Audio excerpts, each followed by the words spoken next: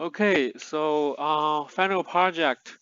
Um, let me before I go through the patterns, let me show all the figures that I have done and achieved.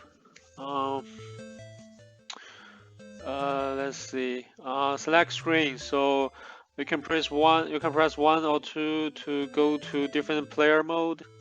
Uh, there's different score for the aliens. And if I press one, um,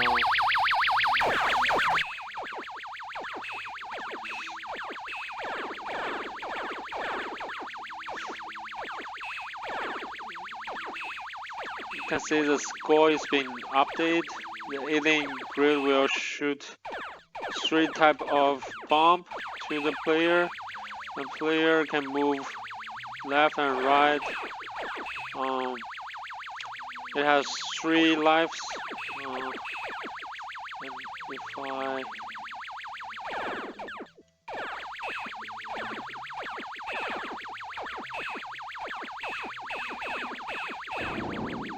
yeah, let me see if I can make a demo that players missile collide with the bomb. Yes, you can see that, right?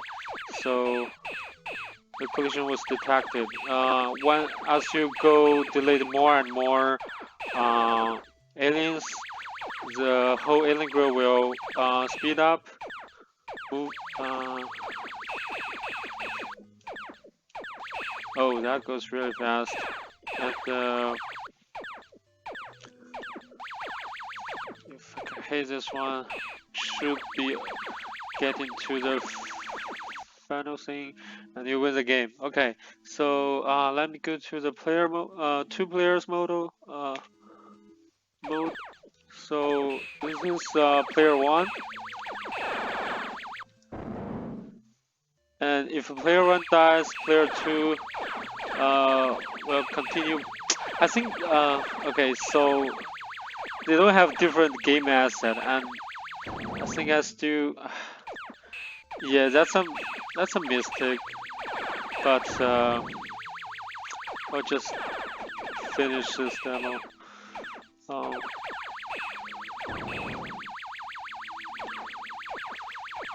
you see the green one is 30 points, yellow one 20, and you can see the collision sprite between um, collision sprite, yeah, animation, and the sound.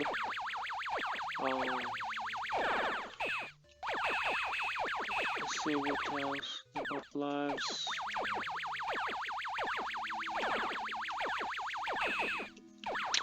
And the highest, you can see the highest score is being updated. Right now is player 2, and if all players die, the game is over. Um, let's see. Oh, the toggle boxes. So if I go, wait,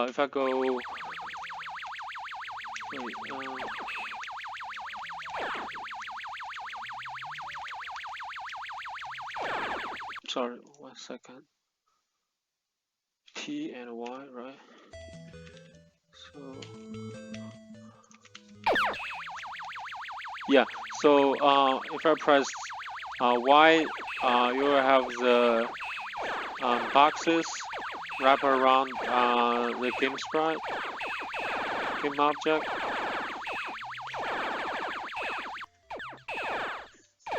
And let's see.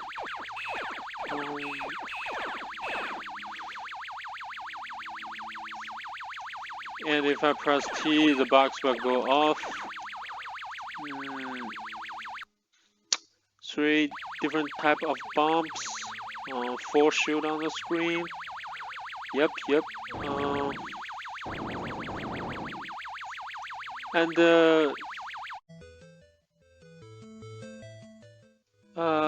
I think that's enough for the demo part.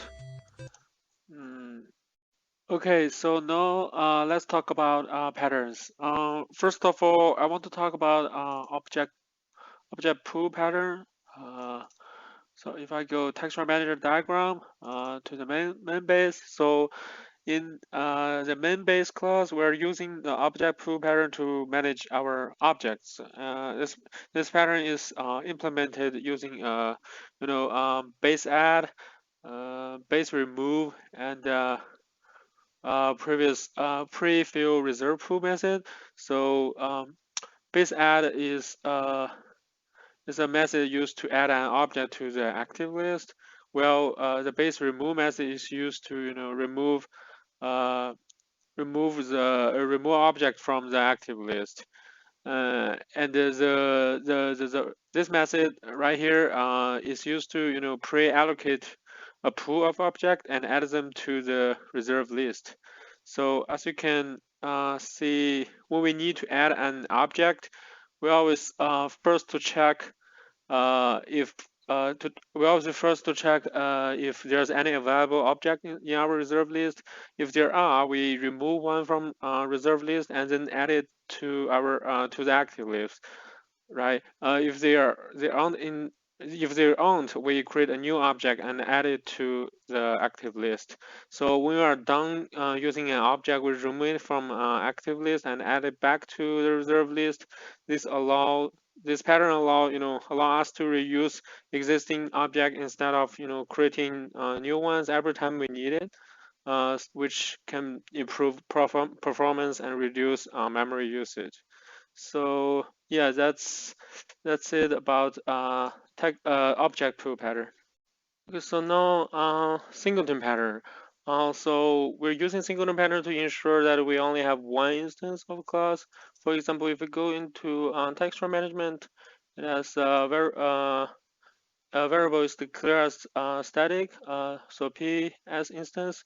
Uh, so which means there's only one instance across all instance of texture management class, and the previous get instance method is used to retrieve this instance. And so using this pattern, we can make sure that there's only one texture manager instance of class in our program. Okay, so now proxy pattern. So if I go proxy diagram, um, so in Sprite Game proxy class, we're using proxy pattern to control access to the Sprite Game class. And so this is implemented using a private member variable called psprite, which is an instance of a Sprite Game class. It acts as an proxy for the Sprite Game class, which means we can which means that all access to Sprite Game class goes through the Sprite Game proxy class. Okay, so factory pattern. So in our program, we're creating different type of alien object to manage it, to manage the creation of those objects.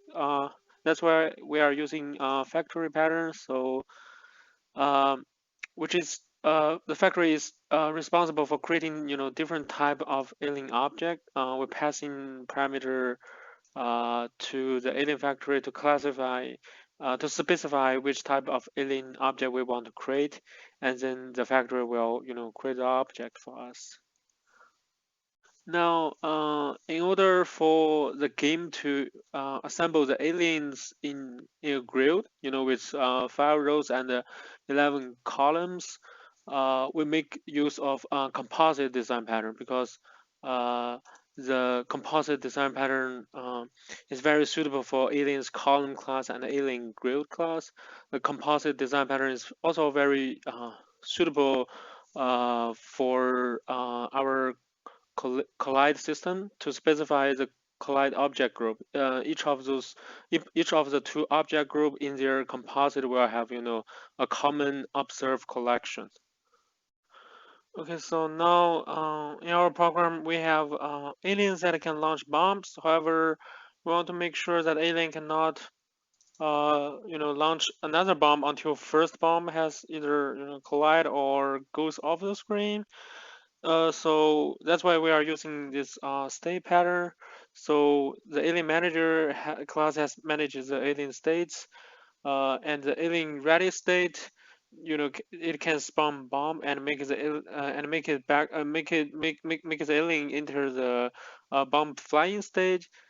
And once we so in this stage, the alien will not spawn any bomb.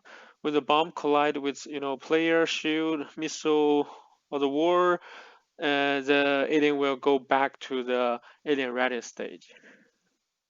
Now, next pattern is strategy pattern. Let's see, strategy, bomb strategy. So, um, the four strategy class serve as base class for three different bomb falling strategy for plunger, rolling, and squiggly. So each strategy switch between there are four sprite to generate a unique falling animation for their respective bomb type. By using this strategy, we can easily add or modify our bomb falling strategy. Right now, let's see, command pattern. We go time command diagram. So the time event manager in our program make use of command design pattern. We have several different type of command that can be executed. For example, the animation command is responsible for playing aliens animation. There's a stab command responsible for moving the aliens and launching bombs. And what else? UFO stab command moving responsible for moving UFO, right? So we also have some command, uh, tweak font command, to making our text twinkle in the transition scene. So by using the command design pattern, we can easily add new command to our time event manager and execute them at the time that we want. Now we haven't talked about our collision system. So this system will test the collision between, all various game objects and trigger appropriate reactions. So, and that will bring us to visitor design pattern and observer design pattern. So let me go to collision diagram. So each collision pair will check whether if any pair of game object from each two composite group collide with each other. So when when those two game objects collide with each other, it will notify the collision subject, and the collision subject will notify the observer collection to execute corresponding function call. So if we go to collision observer, each derived class of the game object will implement their own collision accept function. So for example, add point observer will add points. Like remove player observer will remove players. They are all pretty straightforward. Let me see what else. Iterator pattern. So iterator. So I would say iterator pattern is a very useful tool and can be used by a lot of different situations. So it has four methods. First, set current position to the beginning of the iteration. Next, we go through next element is down, check if the end of the list is being reached. Current return current element, all pretty straightforward. So this pattern we can iterate pretty much iterate a data structure, and for example we can iterate through the alien composite structure and detect if there's a collision between our alien and other game object. And yeah, I think that's all the patterns I want to talk about. And thank you.